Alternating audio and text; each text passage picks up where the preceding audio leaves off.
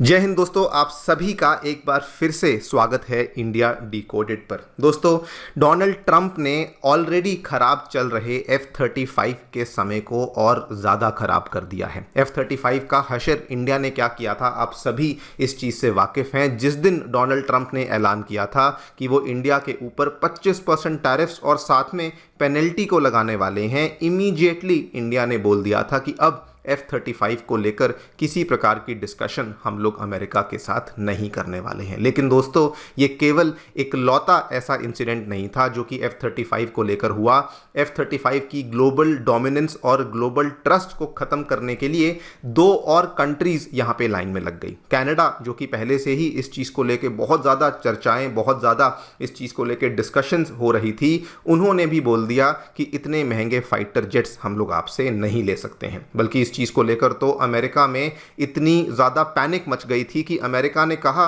अगर आपने हमसे F-35 नहीं लिया तो बदले में हम आपके ऊपर कुछ ना कुछ एक्शन लेंगे। अमेरिका ने कहा कि इसको लेकर आप कुछ ना कुछ कॉन्सिक्वेंसेस हमसे एक्सपेक्ट कर सकते हैं। क्लियरली आप देख सकते हैं कि अमेरिका कितना डेस्परेट है अपने F-35 को बेचने के लिए। लेकिन दोस्तों, कहानी यहाँ पर भी ख़त्म नहीं हुई, बिकॉज आज से 2 दिन पहले स्विट्ज़रलैंड ने भी उनका जो पैनल है उसकी ऑडिट रिपोर्ट सामने आती है, और वो भी प्राइसिंग इश्यूज की वजह से 2022 में साइन करी हुई डील को अब ऑनर नहीं करना चाहते हैं और कह रहे हैं कि हम भी शायद अब F-35 की परचेज को नहीं करने वाले हैं। और दोस्तों, अनलाइक इंडिया, जहां पर सरकार एक बार फैसला ले लेती है उसके बाद केवल मीडिया हाउसेस उसको रिपोर्ट करते हैं, ये जो यूरोपियन कंट्रीज होती हैं ना, यहाँ पर तो सरकार के फैसला लेने के बाद जो थिंक टैंक्स हैं वो भी इंडिपेंडेंटली आकर के अपनी एनालिसिस पेश करते हैं। सब कुछ यहाँ पे पब्लिक डोमेन में हमें देखने को मिलता है, और उन्होंने भी ये कह दिया है कि स्विट्ज़रलैंड जो है वो F-35 वाली डील में अब आगे बढ़ना नहीं चाहता है। बहुत क्लियर कट यहाँ से समझ आ जाता है कि F-35 का जो समय है ये बहुत ही ज़्यादा खराब चल रहा है। एंड दोस्तों, इंडिया ने एक और कदम यहाँ पे ले लिया है जो कि F-35 को बिल्कुल भी हेल्प नहीं कर रहा। जो नई डेवलपमेंट्स जो सामने आ रही हैं, वैसे तो ये डेवलपमेंट्स 2 दिन पहले ही सामने आ गई थी कि इंडिया जो अपनी 114 फाइटर जेट वाली जो डील जो कि हम लोग यहाँ पे फाइनलाइज कर रहे थे, वो दोस्तों अब ऑलमोस्ट फाइनल हो चुकी है। इंडियन एयरफोर्स ने अपना हाथ फ्रांस पे रख दिया है और कहा है कि हम लोग फ्रांस के जो रफाल के F-4 फाइटर जेट्स हैं उनको हम लोग यहाँ पर एक्वायर करने में इंटरेस्टेड हैं। इन दोनों ही चीज़ों के बारे में वैसे तो मैं डिटेल में चर्चा करूँगा, क्या हमें F-35 को लेकर देखने को मिला है, फ्रांस वाली डील में हमें क्या देखने को मिला है। लेकिन दोस्तों, इसमें एक नया अपडेट जो कि कल रात को ही सामने आया है कि जो इसमें पहले 18 रफाल फाइटर जेट्स हैं वो डायरेक्टली फ्रांस से आने वाले हैं, सो दैट उसकी जो डिलीवरी है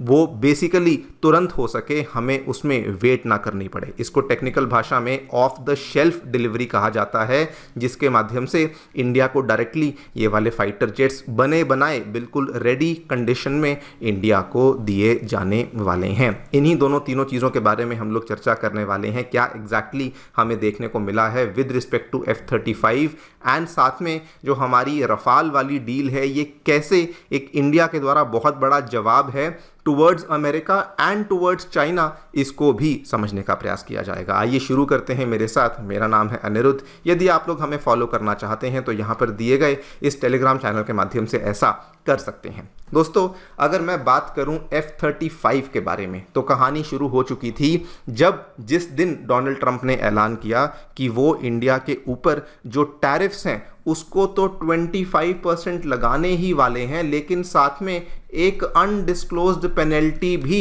वो इंडिया के ऊपर लगाने वाले हैं। ये तारीख आपको याद होगा, 31 जुलाई की ये तारीख थी, और उसके कुछ ही घंटों के बाद ये रिपोर्ट सामने आना शुरू हो गई थी कि इंडिया अब अमेरिका से F-35 फाइटर जेट्स के परचेज में बिल्कुल भी इंटरेस्टेड नहीं है। And this was not the end of story, because F-35 का जो ग्लोबल ट्रस्ट है वो इतना ज़्यादा नीचे आ चुका है कि कंट्रीज की लाइन लग चुकी है जो कि अब F-35 में इंटरेस्टेड नहीं है। कनाडा ने दोस्तों अपनी ऑडिट रिपोर्ट को पब्लिश किया, जिसमें उन्होंने बताया कि देखिए, जब हमने डील को साइन किया था ना, तब ये डील मात्र $19 बिलियन की थी, लेकिन आज जब इसकी डिलीवरी की बात आई है तो डील $27 बिलियन की हो चुकी है।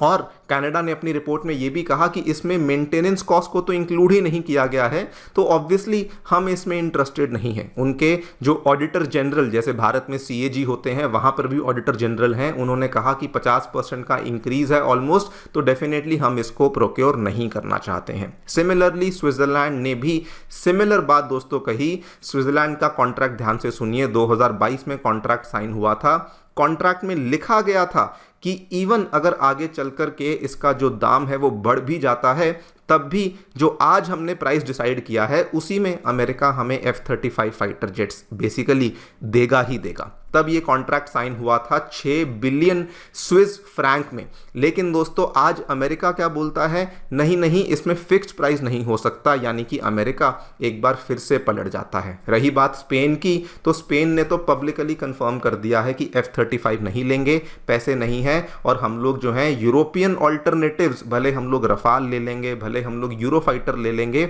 लेकिन हम लोग यहाँ पे डेफिनेटली जो F-35 है उसको प्रोक्योर नहीं करने वाले हैं। अब दोस्तों अगर इंडिया यहाँ पे डिनाई करता है तो वो तो समझ आता है कि हमारे कुछ रीजंस थे, लेकिन वेस्टर्न कंट्रीज जिनके पास इतना भर भर के पैसा है वो भी अगर डिनाई कर रहे हैं, मतलब कि डेफिनेटली कुछ बड़ा मुद्दा है। वो मुद्दा क्या है अगर ब्रीफली बात करूं, एक तो हाई अपफ्रंट कॉस्ट है, लेकिन जो लाइफ साइकिल कॉस्ट है मेंटेनेंस अपग्रेड्स वगैरह की, वो भी दोस्तों यहाँ पे अच्छी खासी बनी हुई है। दूसरा, आपको मालूम होगा अमेरिका जब भी कोई चीज़ को एक्सपोर्ट करता है तो बहुत सारी शर्तें ऊपर से लगा देता है, और आज जो ये यूरोपियन कंट्रीज़ हैं या फिर जो अमेरिका को छोड़ के दूसरी वेस्टर्न कंट्रीज़ हैं, ये भी ये सोचने लगी हैं कि लॉस ऑफ सोवरेनिटी को अब हम सहेंगे नहीं, बिकॉज कल को अगर कुछ हथियार हमें इसमें लगाना है या फिर इसको इस्तेमाल करना है तो 10 तरह की परमिशंस अमेरिका से लेनी पड़ती हैं, तो वो भी हम ये करने में इंटरेस्टेड नहीं हैं। क्लियर है दोस्तों कि F-35 का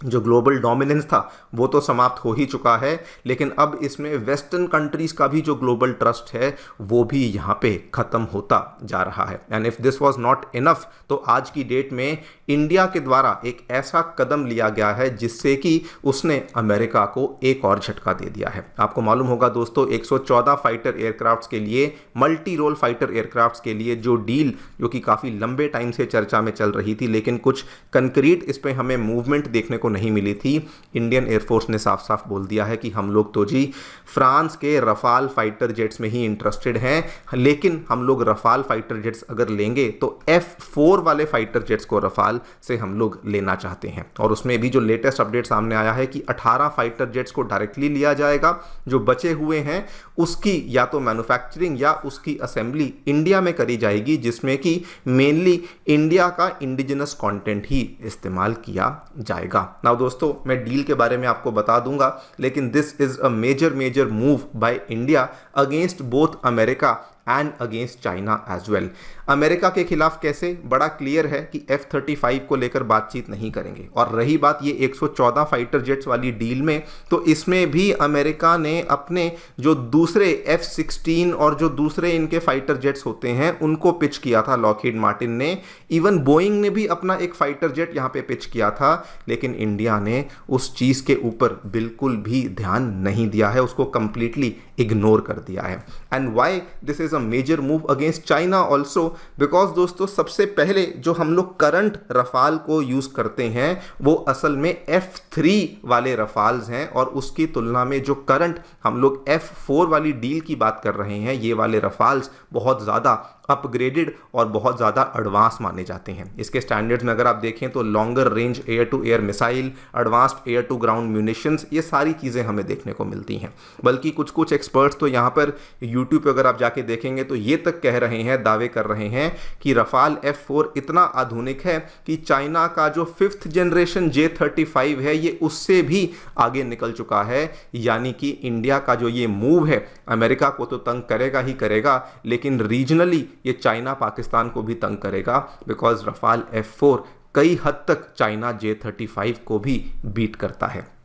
ये एक बहुत ही डेयरिंग मूव मैं कहूँगा जो कि इंडिया ने फाइनली ले लिया है, इसीलिए इसको फादर ऑफ ऑल डील्स का नाम भी दिया जा रहा है। रही बात बची हुई डील को लेकर, तो दोस्तों आपको बता दूं ये मेक इन इंडिया के लिए बहुत बड़ा बूस्ट है, बिकॉज इसमें इंडिजनाइजेशन होने वाली है। दसॉल्ट जो बनाने वाली कंपनी है उसने बोल दिया है कि फाइनल असेंबली लाइन भारत में बनेगी। जो इंडियन कंपनीज हैं, टाटा महिंद्रा जैसी कंपनीज, वो इसमें हिस्सेदार होने वाली हैं, और कुल मिला के 60% जो इसमें कॉन्टेंट है वो इंडिजिनस कंटेंट का इस्तेमाल किया जाने वाला है। एग्जैक्टली क्या होगा वो तो वक्त ही बताएगा, लेकिन फिलहाल इंडियन एयरफोर्स ने कह दिया है हम लोग तो जी रफाल लेंगे, हम लोग अमेरिका के किसी फाइटर जेट में इंटरेस्टेड नहीं हैं। आप लोग जो भी सोचते हैं हमें ज़रूर बताएं कमेंट सेक्शन में। Thank you so much for listening and stay tuned and